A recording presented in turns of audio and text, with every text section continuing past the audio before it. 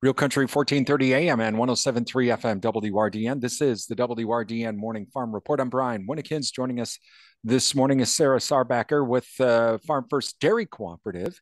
Going to talk a little bit about the federal milk market order. And thank you to our Newsmaker segment sponsors, including Wisconsin Soybean Marketing Board, Wisconsin Corn Growers Association, Wisconsin Farmers Union, also Synergy Co-op, Osteoplastics, Compeer Financial, Animal Wellness Center of Buffalo Valley, Annabis Silo, and Alcivia Co-op. And Sara, I guess happy July. Did you enjoy June Dairy Month? Got to ask that first. Absolutely, absolutely. It was a All right. great June dairy month.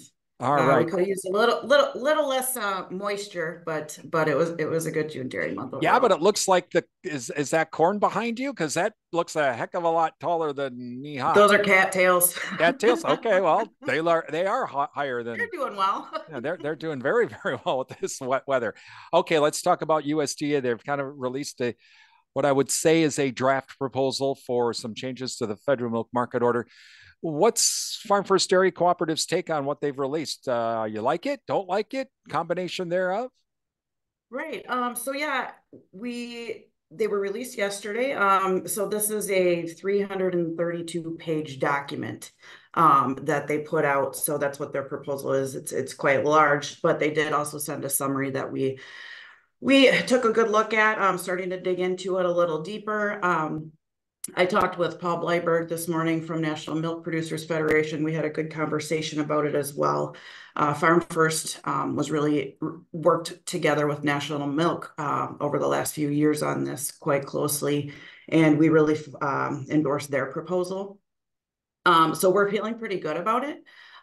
It seems like the five main items that National Milk and that Farm First supported with this proposal with making some changes. They listened to us.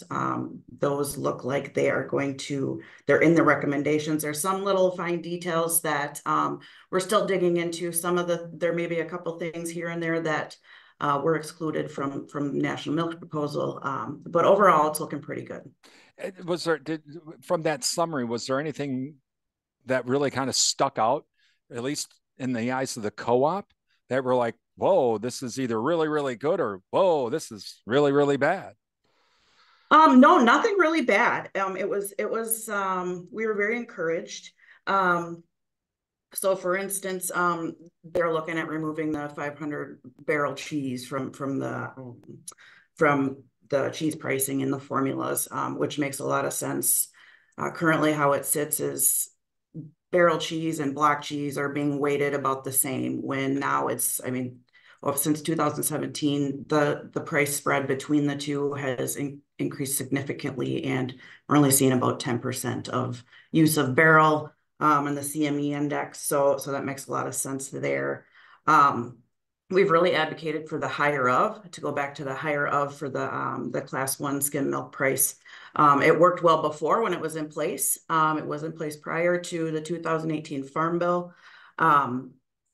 That got changed so that they're now taking the average of class three and class four, adding on 74 cents per hundredweight to that. And really during the pandemic, we saw how that was not working.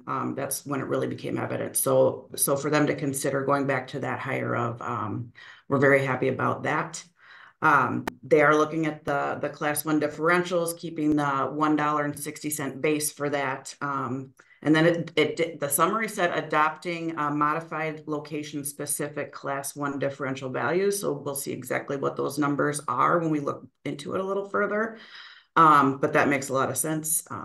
Obviously, we know that the cost of hauling milk, delivering milk has tripled since 2000 when this was put in place. So, and then we also are looking at, the milk component factors, updating those factors.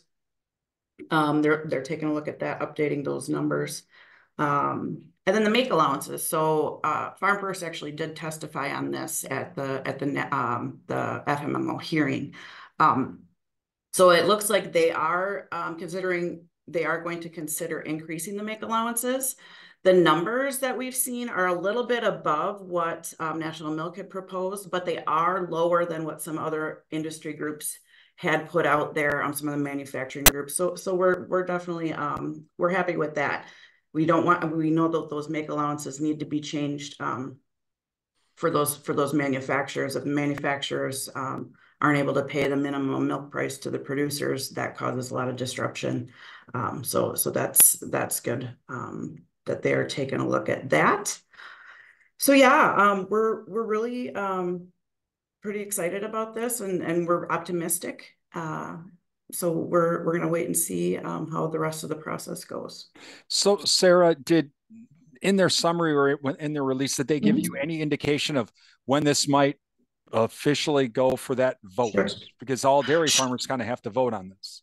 Sure. So the next step, we don't have a date, but the next step is that this document is going to will be published on the Federal Register.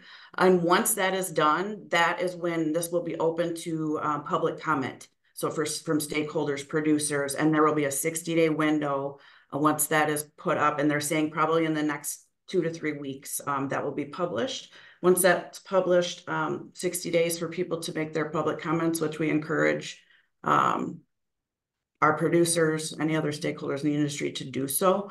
And then after that, that 60-day time frame, that is when they're going to move towards having the vote on this, which they will have producers vote on this process. Well, it's been a long slog. Hopefully, we'll see a kind of an end to it here by October, November. Hopefully. Sara Sarbacker with the Farm First Dairy Cooperative. This is the WRDN Morning Farm Report.